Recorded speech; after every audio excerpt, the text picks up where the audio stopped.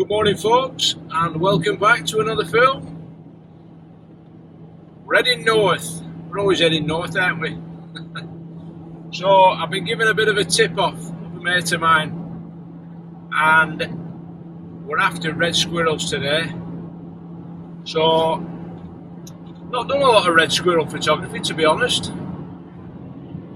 Last time we were up in Scotland, up around Kinloch Leven, and I got a few nice pictures, but this one's a little bit nearer to home, so yeah, we're heading up there. Don't know what to expect. It's supposed to be a nice little concentration of them, so the weather, well, it's gone a bit cloudy, but it's forecast sunny later on. So a good thing. I mean, it's a good time of the year to photograph red squirrels, especially in woodland as well, because you haven't got all that foliage. So any sunlight, you can take advantage of it. You can get your shutter speeds up. Sometimes when you're photographing them, you know, in summer, when the trees are in full leaf, it can be quite dark in the woods, so you can struggle a bit, you know, especially if you want to get some action shots.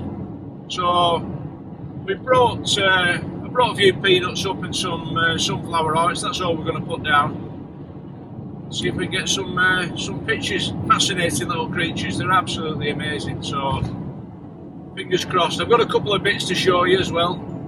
So stick with us. We'll see you in a bit.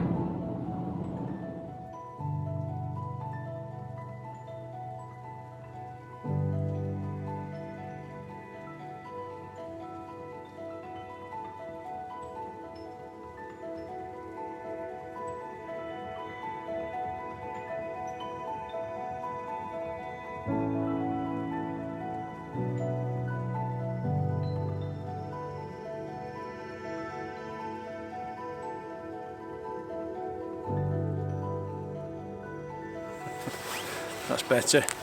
Right, so I've only been here 20 minutes, just wandering about, and there's plenty of signs of them, but this where I am at the moment, it's a conifer plantation. It's dark, it's really dark because they're closely planted, and there's a mixture of coniferous and deciduous woodland. Now I've seen signs down in the deciduous part, and there's some nicer open areas, so later on in the day, hopefully, when we get that light, all being well, fingers crossed, that's going to focus. Yeah, so later on in the day, when we hopefully get that nice light, that will play to our advantage. So we want to find an area that's open, really. Too dark in here, and you know, we want something nice and photogenic, some nice mossy stumps and logs and what have you. And I've seen a couple of areas that look favourable, and I've seen signs, you know, that they've been feeding down there as well. So we're gonna head down there, check it out. First off, I want to check my distances because I've only got the 500. I've got the 500 f4, so if the lights you know, are a bit gloomy, that'll play in our favour again. But we're hopefully going to get some of them nice diffused foregrounds and backgrounds. So yeah, it's just it's one of them. No chance to recce the place out. It's a one-day trip, so you've got to get a wriggle on, really, you know, and make the most of your time that you've got here. So yeah, we'll head down there now and see what we can see and what can we set up.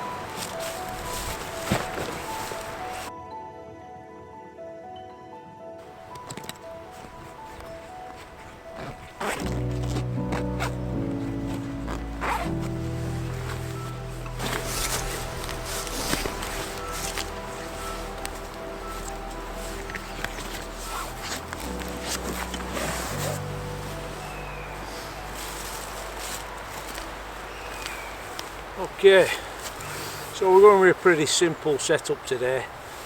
I'm not going overboard on the camo, because from what I've gleaned off people who've, you know, done photo sessions at this place, they're not that shy. So I've got the drab gear on, I've got my ghillie leg covers on the tripod, and I've also got the ghillie lens cover that I'll put that over. So thing is, when you're kind of behind the camera and the tripod anyway, so if you've got, you know, a fair bit of concealment on there and you've got your drab clothing on anyway, you're not going to have to go mad with the camo on this one. So we're going to use the tripod. I'm hoping to get a nice bit of video footage, so it's always helpful to have the video head on. So we're not stuck for space or anything. So yeah, the big tripod, video head, and yeah, see what we can get.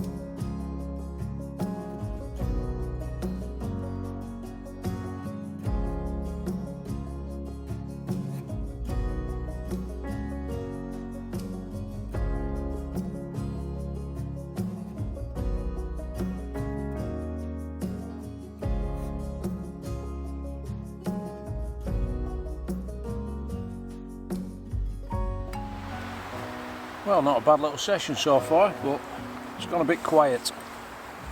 Nothing showing for about half an hour, so I think we'll have a brew. Brew and a fig. The figs are back in town. Not had any for a bit. People have been commenting, have you given up on fig rolls? Well, not really. But it were a toss up today. Fig rolls or chocolate hobnobs. We've gone with both. We'll not risk it, eh? So yeah, the observant ones amongst you will probably notice, well, you'll have noticed that massive bag. So we've got to sell a new camera bag. So Morton Ilmer's to blame, because I watched his film, and yeah, I think I mentioned it when I went up to Scotland a couple of weeks ago. I had the Shimoda X70. Now, as good a camera bag as that was, it just wasn't big enough. It wasn't big enough for, it's alright for a, you know, a day session, or, you know, maybe an overnighter, but if you're going, you know, for 2 or 3 days, you want to be able to load it up with gear. Now, when I were in Scotland, I wanted to take my tent, and, you know, because it were winter conditions, you know, you need a 4-season sleeping bag and a, you know, a decent roll mat. Well, it starts mounting up, so I couldn't fit it all in the X70. That's why I ended up sleeping in the car. So I ended up getting the Savota. It's the Savota Jacari XL, and I've had to make an ICU for the camera, because obviously, you know, I'm using the 500 prime and it's a big lens, and I don't think you can get an ICU big enough. I know the f-stop ones, they don't fit, they'll fit the lens in, but they won't fit the lens in with the camera on. I don't really like taking it off, to be honest, especially when you know, you're out in the field and you don't want to get dust in on the sensor. So I like to keep the camera body on the lens, hence I've had to make an ICU, but we'll do a film on that. But cracking bag, absolutely epic. It's a big sucker, and it means I can get everything in when I'm coming out on a day like this. You know, a full day in the field. I've got all my vlogging gear. I don't think people realise how much extra stuff, you know, I've got a drone and a couple of cameras, obviously an extra tripod and all that kind of gear. You know, it kind of mounts up. So yeah, suited with that. We'll do a film on that Jacari. So yeah, if you're watching this, Morton, I'm sure you will be doing. You've cost me a fortune, man.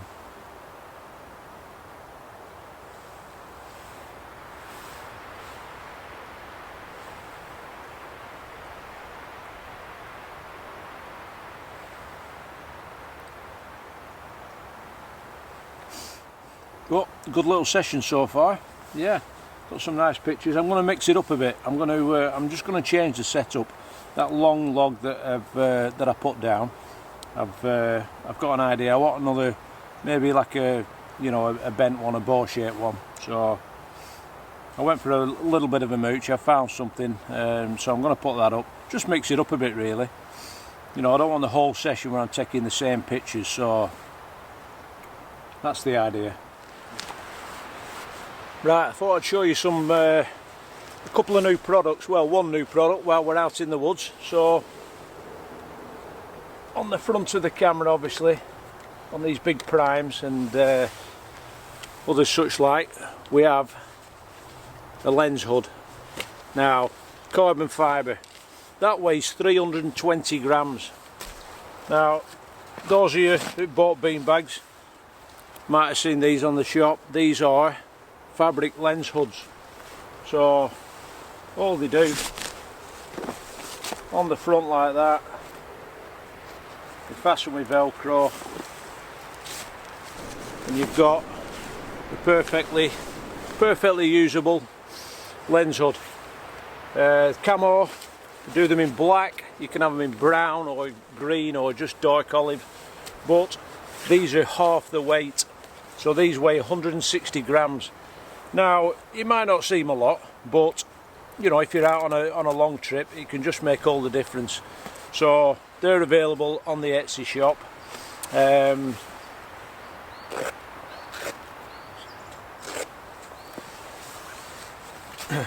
I know, you know, I've seen lenses for sale, second-hand lenses, and they don't always come with one of these, a lens hood, and these can be extortionately expensive. I know I were looking at one for I think I had me 300 2.8, and it was about £400 for a genuine Nikon carbon lens cover, about 400 quid.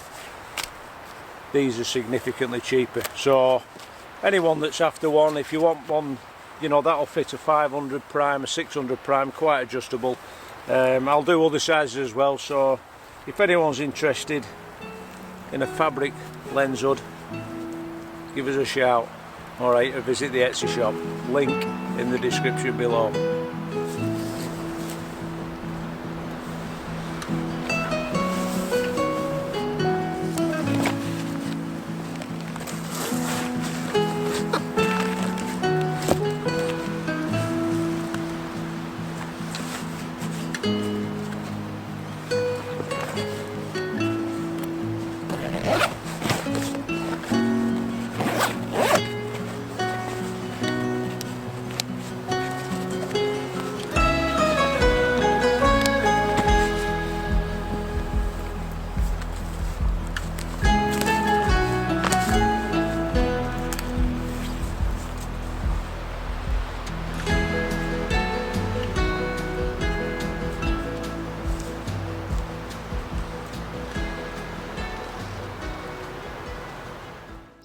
Okay, so we've got our spot. I've found the spot. I hope it's going to work.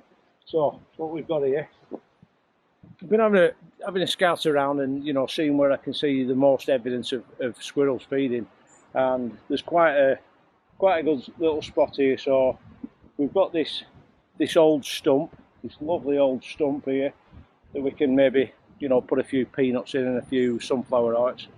I found that old log there. That was just a rotten log in the woods, so I put that down. And I've also found this, which I'm hoping when I come out and do shots like this, I'll look at one particular aspect or one part of the, you know, if I am doing a setup, and I think that's the money shot. So this is going to be the money shot if it works out. So I found this lovely mossy dead branch that has got this really nice curve on it.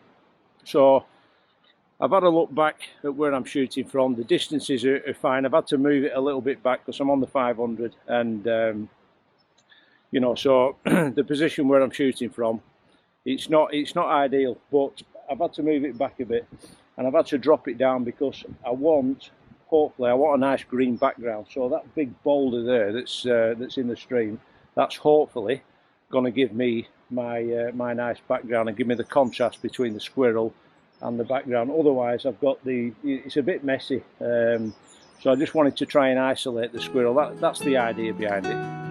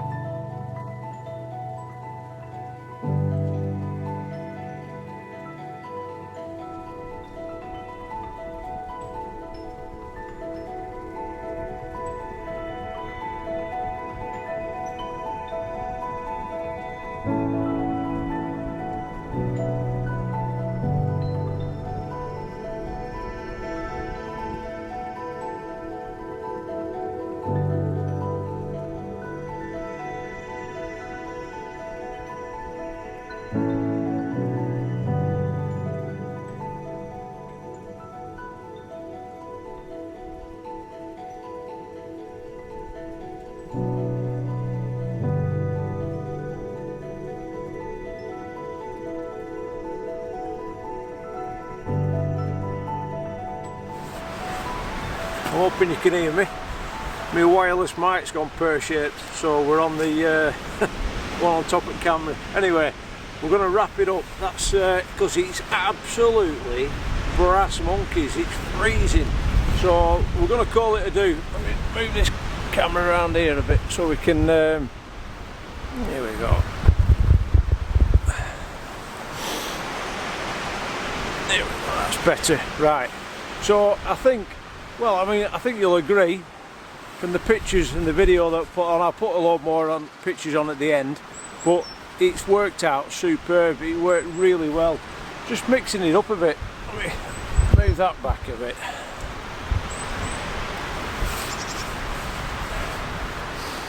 So as you can see, I put that one up, and I said that was going to be the money shot, and it turned out perfect. It just worked a treat. About literally 10 minutes ago, just before I packed up, because the light's going a bit now, and we had one down here, and it was just showing off like mad, and it worked perfectly against that green rock. If I'd have put that elsewhere, I don't think it'd have worked as well. Let me know what you think anyway. Put a comment in. But I'll put some of the stills on from that particular one. That was the one I wanted. Halfway through the session, it went really quiet, and there were nothing knocking about. So I just mixed it up a bit. I found another gnarly log and put that one on there, and can we see that? There we go. So this one here, and that worked really well. You know, they were coming through in between that one and sitting on this one here, and that's the thing. I mean, when you do a photo shoot like this, don't be content with what's in front of you.